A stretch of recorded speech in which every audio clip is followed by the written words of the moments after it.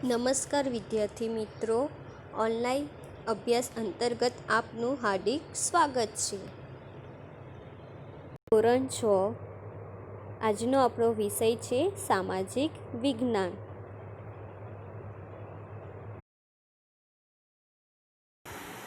વિદ્યાર્થી મિત્રો, અગાઉ આપણે પાઠ 6 શીખી ગયા, તો આજે આપણે પાઠ 11, પાઠનું નામ છે ભૂમિ સ્વરૂપો. એના વિશે આજે આપણે સમજીશું. તો આપણે જોઈએ કે પૃથ્વીના પોપડાની અંદર સમયાંતરે હલનચલન થતું હોય છે. તે જમીનના સ્વરૂપે રચે છે અને બદલે છે. આવો અનુભવ પણ આપણને ભૂકંપના આંચકાઓ દ્વારા તો ક્યાંય જ્વાળામુખી કે ત્સુનામી જેવી ઘટનાઓ દ્વારા થાય છે. શું કીધું છે કે પૃથ્વીના પોપડાની અંદર સમયાંતરે હલનચલન થતું રહે છે અને તે અનુભવ આપણને ભૂકંપના આંચકાઓ દ્વારા અથવા તો જ્વાળામુખીઓ દ્વારા અથવા તો સુનામીઓ દ્વારા આપણને ખ્યાલ આવે છે. આ હલનચલનથી ક્યાંક પર્વત, ઉચ્ચ પ્રદેશ, ફાટખીણની રચના પણ થાય છે. શું કીધું છે? આ હલનચલનથી પર્વત, ઉચ્ચ પ્રદેશ અને ફાટખીણની રચના પણ થયેલી આપણને જોવા મળે છે. તે ઉપરાંત નદી, હિમનદી, પવન, સમુદ્રના મોજા જેવી કુદરતી બળોના લીધે ધોવાણ અને નિરપેક્ષ ક્રિયાઓ દ્વારા કાપના મેદાનો, ખીણો અને કોતરોની રચના પણ થયેલી આપણને જોવા મળે છે. હવે આપણે આગળ જોઈશું કે પૃથ્વી સપાટીનો અમુક ભાગ ચોક્કસ ઊંચાઈ, ઢોળાવ અને આકાર પ્રાપ્ત કરે ત્યારે તેને ભૂમિ સ્વરૂપ કહેવામાં આવે છે. તો અહીં તમને પરીક્ષામાં પૂછાય કે ભૂમિ સ્વરૂપ કોને કહેવામાં આવે છે? તો તમારે લખવાનું કે પૃથ્વી સપાટીનો અમુક ભાગ ચોક્કસ ઊંચાઈ, ઢોળાવ અને આકાર પ્રાપ્ત કરે ત્યારે તેને ભૂમિ સ્વરૂપ કહેવામાં આવે છે. હવે આપણે આગળ જોઈશું ભૂમિ સ્વરૂપના મુખ્ય પ્રકારો. તો એની અંદર જોઈએ કે પ્રદેશની ઊંચાઈ પ્રમાણે જમીન ભાગોને પર્વત, ઉચ્ચ પ્રદેશ, મેદાન વગેરે નામથી ઓળખવામાં આવે છે. તો હવે આપણે મુખ્ય ભૂમિ સ્વરૂપો જોઈશું. એની અંદર પહેલું છે પર્વત, ત્યાર પછી ખીણ, ત્યાર પછી ઉચ્ચ પ્રદેશ, ત્યાર પછી મેદાન, ત્યાર પછી ટાપુ અને સમુદ્ર સપાટી. તો આ થયા તમારા મુખ્ય ભૂમિ સ્વરૂપો. હવે આપણે ભૂમિ સ્વરૂપોની અંદર પહેલું જોઈશું પર્વત. તો જોઈએ કે સમુદ્ર સપાટીથી લગભગ 900 મીટરથી વધુ ઊંચાઈ ધરાવતો તેમજ ઓછા કે તીવ્ર ઢોળાવ કે સાંકડો શિખરો ધરાવતો વિસ્તારને શું કહેવામાં આવે છે? પર્વત કહે છે. તો અહીં તમને પરીક્ષામાં પૂછાય કે પર્વત એટલે શું? તો તમારે લખવાનું કે સમુદ્ર સપાટીથી લગભગ 900 મીટરથી વધુ ઊંચાઈ ધરાવતા તેમજ ઓછા કે તીવ્ર ઢોળાવ કે સાંકડા શિખરો ધરાવતા વિસ્તારોને પર્વત કહેવામાં આવે છે. આગળ જોઈશું એની અંદર કે પૃથ્વીના પેટાળમાં ભૂકંપ, જ્વાળામુખી જેવી કુદરતી ભૌતિક બળોની ક્રિયા, પ્રતિક્રિયા અને આંતરક્રિયાથી પર્વતો બને છે. પર્વતોના ઉદ્ભવ અને વિકાસમાં એકથી વધુ ક્રિયાઓ અને બળોની અસર જોવા મળે છે. તેથી પર્વતો તેના વિવિધ પાસાઓના સંદર્ભમાં એકબીજાથી અલગ જોવા મળે છે. શું કીધું છે કે પૃથ્વી પેટાળમાં ભૂકંપ, જ્વાળામુખી જેવા કુદરતી ભૌતિક બળોની ક્રિયા અથવા તો પ્રતિક્રિયા અથવા તો આંતરક્રિયાથી પર્વતો બને છે અને તે પર્વતો તેના વિવિધ પાસાઓના સંદર્ભમાં એકબીજાથી કેવા હોય છે, કેવા જોવા મળે છે? અલગ અલગ જોવા મળે છે. હવે આપણે એની અંદર જોઈશું પર્વતોનું વર્ગીકરણ કે નિર્માણ ક્રિયાના આધારે પર્વતોને 4 વિભાગોમાં વહેંચવામાં આવે છે. હવે પર્વતોના વિભાગને કેટલા વિભાગમાં વહેંચવામાં આવે છે? 4 વિભાગ. તો એની અંદર પહેલું છે ગેંડ પર્વત, ત્યાર પછી બીજું છે ખંડ પર્વત, ત્રીજું છે જ્વાળામુખી પર્વત અને ચોથું છે અવિશિષ્ટ પર્વત. તો તમને અહીં પરીક્ષામાં પૂછાય કે પર્વતોનું વર્ગીકરણના કેટલા વિભાગોમાં વહેંચવામાં આવે છે? તો આપણે લખવાનું કે 4 વિભાગ. અને તે કયા કયા? તો આપણે લખવાનું પહેલાં કે ગેંડ પર્વત, ખંડ પર્વત, જ્વાળામુખી પર્વત અને અવિશિષ્ટ પર્વત. તો હવે આપણે એની અંદર પહેલું જોઈશું ગેંડ પર્વત કે મોટે ભાગે સમુદ્ર તળિયાના પ્રદેશો કે જળાશયોના તળિયે એકત્ર થયેલા નિરપેક્ષમાં બંને બાજુએથી દબાણ આવતા કરચલીઓ કે ઘેડ પડે છે તેવા ઉદ્ધ્વ વળાંકને આપણે શિખર તરીકે અથવા તો ધો વળાંકને ખીણ કે તળેટી સ્વરૂપે જોઈ શકાય છે. અહીં તમને ચિત્રમાં જોવા મળે છે. એશિયામાં હિમાલય, યુરોપમાં આલ્પ્સ આલ્પ્સ અને ઉત્તર અમેરિકામાં રોકીઝ અને દક્ષિણ અમેરિકામાં એન્ડીઝ દુનિયાના મુખ્ય ગેન પર્વતો છે. શું કીધું છે? આ તમને અહીં ગેન પર્વત જોવા મળે છે ને. તો શું કીધું? એશિયામાં હિમાલય, યુરોપમાં આલ્પ્સ, ઉત્તર અમેરિકામાં રોકીઝ અને દક્ષિણ અમેરિકામાં એન્ડ્સ ઇન્ડિયાના મુખ્ય ગેન પર્વતો અહીં જાણીતા છે. હવે આપણે જોઈશું ખંડ પર્વત. તો અહીં તમને બાજુમાં જોવા મળે છે આ આકૃતિની અંદર ખંડ પર્વતો છે. તો એની અંદર જોઈએ કે ભૂગર્ભિક બળોને લીધે બે ભૂમિ સ્તરો પર ખેંચાણ બળ લાગે છે ત્યારે તેમાં તિરાડ કે ફાટ પડે છે. આથી આજુબાજુનો ભાગ બેસી જાય છે, વચ્ચેનો ભાગ સ્થિર રહે તો તે ખંડ પર્વત અથવા તો નીચે બેસી જતા ભાગોમાં ફાટ ખીણ રચાય છે. જમીનનો હોસ્ટ પર્વત તેનું શ્રેષ્ઠ ઉદાહરણ હોવાથી ખંડ પર્વતને હોસ્ટ પર્વત પણ કહેવામાં આવે છે. તમને પરીક્ષામાં પૂછાય કે હોસ્ટ પર્વતનું ખંડ પર્વતને બીજા કયા નામથી ઓળખવામાં આવે છે? તો આપણે લખવાનું હોસ્ટ પર્વત. ત્યાર પછી આગળ જોઈશું કે ભારતમાં આવેલા નીલગિરી, સાપુતારા, વિંધ્યાચલ પર્વત ખંડ પર્વતના ઉદાહરણો છે. શું કીધું છે? કે ભારતમાં આવેલા નીલગિરી, સાતપુડા, વિંધ્યાચલ પર્વત એ ખંડ પર્વતના ઉદાહરણો છે. અહીં તમને આકૃતિની અંદર ખંડ પર્વત જોવા મળે છે. હવે આપણે આગળ જોઈશું ત્રીજું જ્વારામુખી પર્વત. તો એની અંદર છે કે જ્વારામુખી ફાટતા પ્રસ્ફોટથી બહાર ફેંકાતા પદાર્થો શંકુ આકારે જમા થતાં તે જ્વારામુખી પર્વત બને છે. તો જોઈ લો, અહીં તમને જોવા મૂકે છે ને જ્વારામુખી ફાટે છે તો કેવા આકારે? શંકુ આકાર જેવો તમને અહીં જોવા મળે છે. ઇટાલીનો વિસુવિયસ, ઇક્વેડોરનો કોટો પક્ષી, જાપાનનો ફ્યુજીયામા અને ભારતનો બેરન, અંડમાન, પાવાગઢ અને ગિરનાર જ્વારામુખી પર્વતના ઉદાહરણો છે. આ છે તમને અહીં શું જોવા મળે છે? જ્વારામુખી પર્વત. તો એની અંદર તમને શું કીધું છે કે જ્વારામુખી ફાટતા પ્રસ્ફોટથી બહાર ફેંકાતા પદાર્થો કેવા આકારે જોવા મળે છે? આપણને શંકુ જેવા આકારે જોવા મળે છે. તો તેને આપણે જ્વારામુખી પર્વત કહેવામાં આવે છે. હવે આપણે આગળ જોઈશું ચોથું કયું છે? તો અવિશિષ્ટ પર્વત એટલે કે આડું અવળું એટલે કે અવિશિષ્ટ એટલે એનો કોઈ આકાર નહીં એટલે કે અવિશિષ્ટ પર્વત. તો એની અંદર જોઈએ કે ઘસારાના કુદરતી બળો સામે ટકી રહેતા શ્રેષ્ઠ ભાગોમાંથી અવિશિષ્ટ પર્વત બને છે. હજારો વર્ષથી પોચા ખડકો ઘસાઈને વહી જાય છે તથા નક્કર ખડકમાંથી બનેલ ભૂમિભાગ ઊંચા ભૂમિખંડ તરીકે ટકી રહે તેથી અવિશિષ્ટ પર્વત કહે છે. તો પરીક્ષામાં તમને પૂછાય કે અવિશિષ્ટ પર્વત કોને કહેવામાં આવે છે? તો તમારે લખવાનું કે ઘસારાના કુદરતી બળો સામે ટકી રહેતા શ્રેષ્ઠ ભાગોમાંથી અવિશિષ્ટ પર્વત બને અને હજારો વર્ષથી પોચા ખડકો ઘસાઈને વહી જાય તથા નક્કર ખડકોમાંથી બનેલ ભૂમિભાગને ઊંચા ભૂમિખંડ તરીકે ટકી રહે તેને આપણે અવિશિષ્ટ પર્વત કહેવામાં આવે છે. આટલે સુધી તમારે લખવાનું. ત્યાર પછી આગળ જોઈશું કે ભારતમાં અરવલ્લી, નીલગિરી, પારસનાથ, રાજમહલ તથા ભૂમિ એટલે કે પૂર્વઘાત અવિશિષ્ટ પર્વતના ઉદાહરણો છે. શું કીધું છે? કે અરવલ્લી, નીલગિરી, પારસનાથ, રાજમહલ તથા પૂર્વઘાત અવિશિષ્ટ પર્વતોના ઉદાહરણો છે. હવે આપણે એની અંદર જોઈશું કે પર્વતોનું મહત્ત્વ શું છે. કે પર્વતો દેશ કે પ્રદેશની સીમા, સરહદ અને કુદરતી દિવાલ સમાન છે અને ઠંડા પવનથી રક્ષણ કરે છે. શું કીધું છે?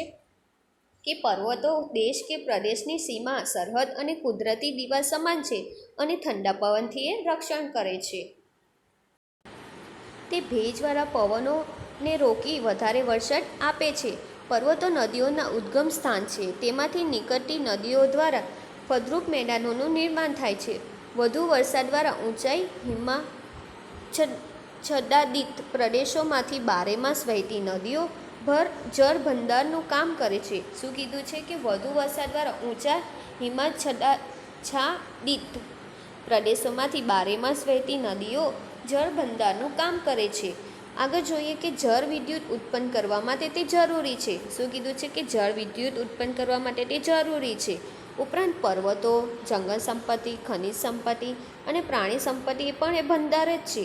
પ્રવાસન ઉદ્યોગ, ચલચિત્રો ઉદ્યોગો તથા પર્વતારોહકો માટે પર્વતો આશીર્વાદરૂપ અને વિશ્વની કુલ વસ્તીના 10મા ભાગની વસ્તી માટે રહેઠાણનું સ્થાન છે. તેથી શ્રેષ્ઠ ઉદાહરણ છે મેક્સિકો અને બગોટા. કયું છે શ્રેષ્ઠ ઉદાહરણ કયું આપેલું છે? તો મેક્સિકો અને બગોતા. અહીં તમને ક્રમ આપેલો છે, ત્યાર પછી વિકસિત શહેરનું નામ આપેલું છે, ત્યાર પછી દેશનું નામ અને એની ઊંચાઈ આપેલી છે. તો આપણે જોઈએ પહેલું કે મેક્સિકો અને દેશનું નામ પણ શું છે? મેક્સિકો, અને એની ઊંચાઈ કેટલી છે? 2300 મીટર. ત્યાર પછી બીજું છે કે ક્વિટો, અને એનું દેશનું નામ છે ઇક્વેડોર, અને એની ઊંચાઈ કેટલી છે? 2386 મીટર. ત્યાર પછી ત્રીજું છે બગોટા, એમનું દેશ છે કોલંબિયા, અને એમની ઊંચાઈ કેટલી આપેલી છે? 2625 મીટર. ત્યાર પછી ચોથું છે લેહ, એ ભારતની અંદર આવેલું છે, ને એ કેટલા મીટર ઊંચાઈએ છે? તો 3500 મીટરની ઊંચાઈએ આવેલું છે. ત્યાર પછી પાંચમું છે લહાસા, એ દેશ કયો છે? તિબેટ, એટલે કે હાલ ચીનની અંદર છે, અને એની ઊંચાઈ કેટલી આપેલી છે? 3520 મીટર. અને છેલ્લું છે લાપાસ, એ કયો દેશ છે? બોલિવિયા, અને એની ઊંચાઈ કેટલી આપેલી છે? 3640 મીટરની ઊંચાઈએ એ આવેલું છે. હવે આપણે જોઈશું ઉચ્ચ પ્રદેશ. તો સમુદ્રથી સપાટી આશરે 180 મીટરથી વધુ ઊંચાઈ ધરાવતા ટોચ ઉપરથી પ્રમાણમાં પહોળા અને સપાટ ભૂમિભાગને શું કહેવામાં આવે છે? ઉચ્ચ પ્રદેશ કહેવામાં આવે છે. તો અહીં તમને પરીક્ષામાં પૂછાય ઉચ્ચ પ્રદેશ એટલે શું? તો તમારે લખવાનું કે સમુદ્ર સપાટીથી આશરે 180 મીટરથી વધુ ઊંચાઈ ધરાવતા તથા ટોચ ઉપરથી પ્રમાણમાં પહોળા અને સપાટ ભૂમિભાગને ઉચ્ચ પ્રદેશ કહેવામાં આવે છે. હવે આપણે આગળ જોઈશું ઉચ્ચ પ્રદેશોનું વર્ગીકરણ, એટલે કે ભૌગોલિક સ્થાન અને સંરચના આધારે ઉચ્ચ પ્રદેશોને 3 વિભાગોની અંદર વહેંચવામાં આવે છે. કેટલા વિભાગોની અંદર વહેંચવામાં આવે છે? 3 વિભાગોની અંદર. તો પહેલું છે આંતરપર્વતીય ઉચ્ચ પ્રદેશ, ત્યાર પછી પર્વત પ્રાંતીય ઉચ્ચ પ્રદેશ, અને ત્રીજું છે ખંડીય ઉચ્ચ પ્રદેશ. તો પરીક્ષામાં તમને પૂછાય કે ઉચ્ચ પ્રદેશોને કેટલા વિભાગોની અંદર વહેંચવામાં આવે છે? તો તમારે લખવાનું 3 વિભાગ. અને ત્યારબાદ પૂછે કે કયા કયા? તો પહેલું લખવાનું આંતરપર્વતીય ઉચ્ચ પ્રદેશ, ત્યાર પછી બીજું છે પર્વત પ્રાંતીય ઉચ્ચ પ્રદેશ, અને ત્રીજું છે ખંડીય ઉચ્ચ પ્રદેશ. તો હવે આપણે એની અંદર પહેલું જોઈશું કે આંતરપર્વતીય ઉચ્ચ પ્રદેશ. તો હવે આપણે એની અંદર જોઈએ કે ચારે બાજુથી ઊંચી પર્વતમાળાઓથી પૂર્ણ રીતે કે આંશિક રીતે ઘેરાયેલા ભૂમિભાગને શું કહેવામાં આવે છે? આંતરપર્વતીય ઉચ્ચ પ્રદેશ કહેવામાં આવે છે. તો પરીક્ષામાં તમને પૂછાય કે આંતરપર્વતીય ઉચ્ચ પ્રદેશ કોને કહેવામાં આવે છે? તો તમારે લખવાનું કે ચારે બાજુથી ઊંચી પર્વતમાળાઓથી પૂર્ણ રીતે કે આંશિક રીતે ઘેરાયેલી ભૂમિભાગને આંતરપર્વતીય ઉચ્ચ પ્રદેશ કહેવામાં આવે છે. આગળ જોઈશું કે તિબેટનો ઉચ્ચ પ્રદેશ, મોગોલિયાનો ઉચ્ચ પ્રદેશ, તે એના ઉદાહરણો છે. અહીં તમને ચિત્રની અંદર જોવા મળે છે એટલે કે આંતરપર્વતીય ઉચ્ચ પ્રદેશ અહીં તમને જોવા મળે છે. હવે આપણે બીજું જોઈશું કે પર્વત પ્રાંતીય ઉચ્ચ પ્રદેશ. તો હવે આપણે એની અંદર જોઈશું કે પર્વતોની તળેટીમાં એક તરફ સીધો ઢોળાવ ધરાવતા પ્રદેશને પર્વત પ્રાંતીય ઉચ્ચ પ્રદેશ કહેવામાં આવે છે. શું કીધું છે? અહીં તમને પરીક્ષામાં પૂછાય સવાલ કે પર્વત પ્રાંતીય ઉચ્ચ પ્રદેશ કોને કહેવામાં આવે છે? તો તમારે લખવાનું કે પર્વતોની તળેટીમાં એક તરફ સીધો ઢોળાવ ધરાવતા પ્રદેશોને પર્વત પ્રાંતીય ઉચ્ચ પ્રદેશ કહેવામાં આવે છે. જેમ કે પેટાગોનિયા એટલે કે પીડમોન્ટ એટલે કે દક્ષિણ અમેરિકાની અંદર આવેલું છે. એટલે પેટાગોનિયા ક્યાં આવેલું છે? દક્ષિણ અમેરિકા. અને પીડમોન્ટ ક્યાં આવેલું છે? યુએસમાં. ત્યાર પછી ભારતમાં માળવાનો ઉચ્ચ પ્રદેશ તે એનું શ્રેષ્ઠ ઉદાહરણ છે. શું કીધું? કે ભારતમાં માળવાનો ઉચ્ચ પ્રદેશ એ તેનું શ્રેષ્ઠ ઉદાહરણ છે. અહીં તમને પર્વત પ્રાંતીય ઉચ્ચ પ્રદેશ જોવા મળે છે. હવે આપણે ત્રીજું જોઈએ કે ખંડીય ઉચ્ચ પ્રદેશ. તો એની અંદર જોઈએ કે ભૂભિક હલનચલનથી ઉંચકાયેલા ભૂમિભાગને કે મોટા ભૂમિભાગ પર લાવાના સ્તરો ખૂબ ઊંચાઈ સુધી ઠરાવવાથી ખંડીય ઉચ્ચ પ્રદેશનું નિર્માણ થાય છે. ભારતનો મહારાષ્ટ્રનો લાવાનો ઉચ્ચ પ્રદેશ, બ્રાઝિલનો ઉચ્ચ પ્રદેશ, અરબસ્તાનનો ઉચ્ચ પ્રદેશ, સ્પેન, ગ્રીનલેન્ડ, એટલાન્ટિકનો કબ્રસ્તાનનો ઉચ્ચ પ્રદેશ તેના ઉદાહરણો છે. તો અહીં તમને ચિત્રની અંદર ખંડ પ્રદેશીય જોવા મળે છે. એટલે હવે આપણે જોઈશું ઉચ્ચ પ્રદેશનું મહત્ત્વ કે ઉચ્ચ પ્રદેશની લાવાની ફળદ્રુપ જમીન હોય તો કપાસની ખેતી માટે અનુકૂળ બને છે. પ્રાચીન નક્કર ખડકના ઉચ્ચ પ્રદેશમાંથી લોખંડ, મેંગેનીઝ, સોનું જેવી કિંમતી ખનિજો આપણને મળી આવે છે. એટલે કે ઉચ્ચ પ્રદેશની અંદરથી આપણને શું મળી આવે છે? નક્કર ખડકોમાંથી તો લોખંડ, મેંગેનીઝ, સોનું જેવી કિંમતી ખનિજો આપણને મળે છે. જેમ કે ભારતનો છોટા નાગપુરનો ઉચ્ચ પ્રદેશ, આ પ્રદેશના ઢોળાવો પશુપાલન માટે ખૂબ જ મહત્ત્વના છે અને પ્રવાસ અને ફિલ્મ શૂટિંગ માટે ખૂબ ઉપયોગી છે. શું કીધું છે કે ખંડીય ઉચ્ચ પ્રદેશ એ આપણને અનેક પશુપાલન માટે બી ખૂબ જ ઉપયોગી છે અને પ્રવાસ અથવા ફિલ્મના શૂટિંગ માટે પણ આપણને ખૂબ ઉપયોગી છે. તો જોઈએ કે ગુજરાતના સૌરાષ્ટ્રની લગભગ મધ્યમાં ઉચ્ચ પ્રદેશની રચના થયેલી છે. શું કીધું છે? ગુજરાતના સૌરાષ્ટ્રની લગભગ મધ્યમાં એટલે કે વચ્ચે શેની રચના થયેલી છે? ઉચ્ચ પ્રદેશની રચના થયેલી આપણને જોવા મળે છે. હવે આપણે જોઈશું આગળ મેદાન. તો મેદાનની અંદર તમને શું કીધું છે કે સમુદ્રની સપાટીથી લગભગ 180 મીટરથી ઓછી ઊંચાઈએ આવેલા સમતલ કે સપાટ ભૂમિ ભાગને મેદાન તરીકે ઓળખવામાં આવે છે. તો અહીં તમને પરીક્ષામાં પૂછાય કે મેદાન કોને કહેવામાં આવે છે? તો તમારે લખવાનું કે સમુદ્ર સપાટીથી 180 મીટરથી ઓછી ઊંચાઈ ધરાવતા સમતલ કે સપાટ ભૂમિ ભાગને મેદાન કહેવામાં આવે છે. દુનિયાના મોટાભાગના મેદાન નદીઓ દ્વારા ઠલવાયેલા માટીમાંથી નિર્માણ પામ્યા છે. નદીઓ સિવાય કેટલાક મેદાનોનું નિર્માણ પવન, જ્વાળામુખી અને હિમ નદીઓ દ્વારા પણ થાય છે. શું કીધું છે કે નદીઓ સિવાય કેટલાક મેદાનોનું નિર્માણ પવન, જ્વાળામુખી અથવા તો હિમ નદીઓ દ્વારા પણ થાય છે. હવે આપણે મેદાનનું વર્ગીકરણ જોઈએ કે નિર્માણના આધારે મેદાનોનું વર્ગીકરણ આ પ્રમાણે કરી શકાય. તો પહેલું છે કિનારા મેદાન એટલે કે સંરચનાત્મક મેદાન, અને બીજું છે ઘસારણના મેદાન. બીજું કયું આપેલું છે? ઘસારણના મેદાન. અને ત્રીજું છે નિરપેક્ષણના મેદાન. તો હવે આપણે એની અંદર પહેલું જોઈશું કિનારાના મેદાન. તો એની અંદર જોઈએ કે આ મેદાનનું નિર્માણ મુખ્યત્વે સમુદ્ર કિનારા એટલે કે પૃથ્વીની ભૂભાગિક હિલચાલને કારણે સમુદ્ર કિનારના નજીકનો ખંડીય છાજલીનો ભૂમિભાગ ઉંચકાય ત્યારે બનતા મેદાનને સંરચનાત્મક મેદાન કહેવામાં આવે છે. શું કીધું છે? તમને પરીક્ષામાં પૂછાય કે સંરચનાત્મક મેદાન કોને કહેવામાં આવે છે? તો તમારે લખવાનું કે આ મેદાનનું નિર્માણ મુખ્યત્વે સમુદ્ર કિનારા એટલે કે પૃથ્વીની ભૂભાગિક હિલચાલને કારણે સમુદ્ર કિનારા નજીકનો ખંડીય છાજલીનો ભૂમિભાગ એટલે કે ઉંચકાય ત્યારે બનતા મેદાનને સંરચનાત્મક કહેવામાં આવે છે. આગળ જોઈએ, આવા મેદાન મોટે ભાગે ભૂમિખંડના કિનારે જ જોવા મળે છે. એટલે કે આપણને આવા મોટે ભાગના મેદાનો ક્યાં જોવા મળે છે? તો ભૂમિખંડના કિનારે જોવા મળે છે. મેક્સિકોના અખાતના કિનારે ફેલાયેલ સંયુક્ત રાજ્ય અમેરિકાના દક્ષિણ પૂર્વે આવેલ મેદાનનું ઉદાહરણ છે. જમીનના તળિયા ઘસાવાના કારણે પણ આવા મેદાનનું નિર્માણ થાય છે. ઓસ્ટ્રેલિયાનું મધ્યનું મેદાન આ પ્રકારે નિર્માણ પામ્યું છે. હવે આપણે આગળ બીજું જોઈશું ઘર્ષણના મેદાન.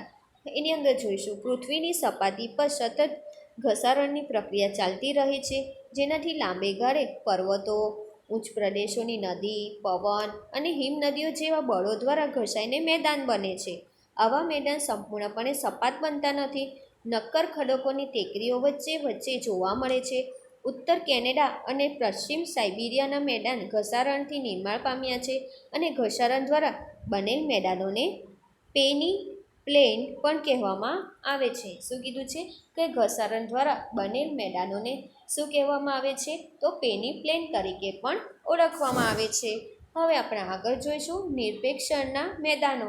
તો એની અંદર જોઈએ કે નદી, હિમનદી, પવન વગેરે પરિબળો દ્વારા પથરાયેલ કાંપના નિરપેક્ષણથી સરોવર કે સમુદ્ર જેવા કોતરો ભરાવાથી આવા મેદાનોનું નિર્માણ થાય છે. તેથી તેને નદીકૃત કે કાંપના મેદાન પણ કહેવામાં આવે છે. શું કીધું છે કે પવન વગેરે પરિબળો દ્વારા પથરાયેલ કાંપના નિરપેક્ષણ સરોવર, સમુદ્ર અને કોતરો ભરાવાથી આવા મેદાનોનું નિર્માણ થાય છે. તેથી તેને નદીકૃત કે અથવા કાંપના મેદાનો પણ કહેવામાં આવે છે.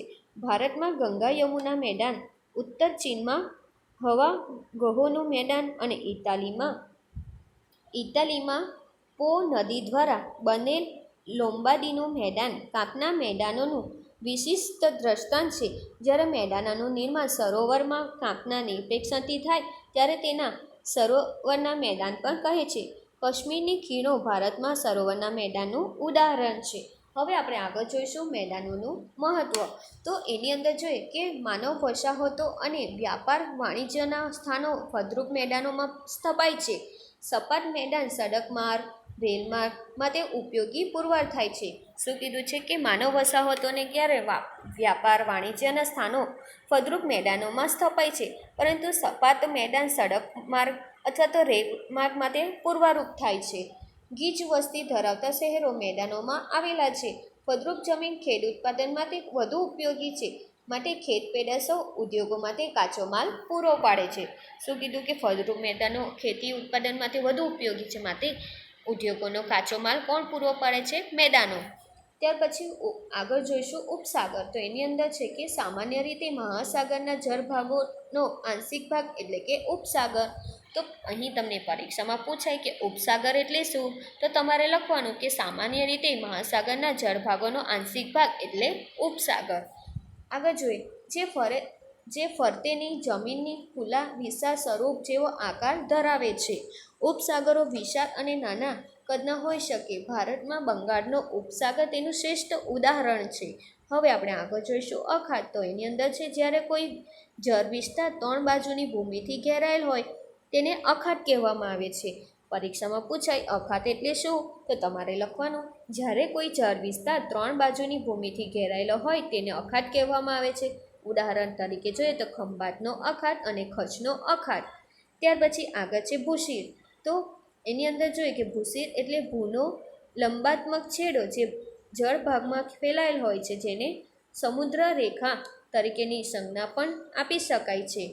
તો એને આપણે શું કહેવામાં આવે છે? ભૂશીર કહેવામાં આવે છે. દાખલા તરીકે કન્યાકુમારી હાલ ક્યાં આવેલું છે? ભારત.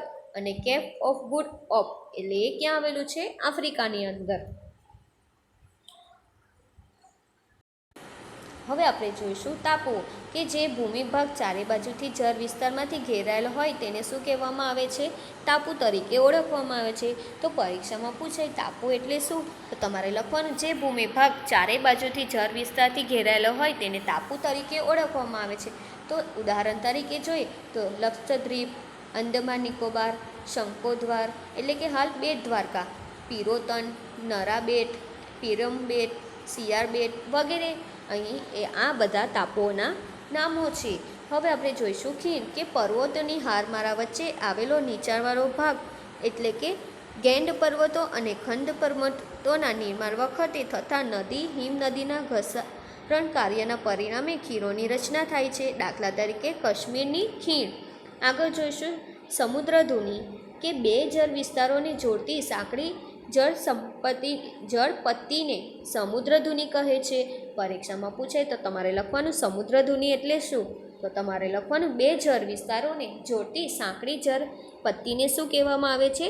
જળ સમુદ્રધુની કહેવામાં આવે છે. ઉદાહરણ તરીકે જોઈએ ભારત અને શ્રીલંકા વચ્ચે આવેલી પાલકની સમુદ્રધુની. આગળ જોઈએ સહયોગી ભૂમિ. તો બે જળ વિસ્તારોને અલગ કરતી સાંકડી ભૂમિ પટ્ટીને સહયોગી ભૂમિ કહે છે. તો અહીં પણ તમને પૂછે કે સહયોગી ભૂમિ કોને કહેવામાં આવે છે?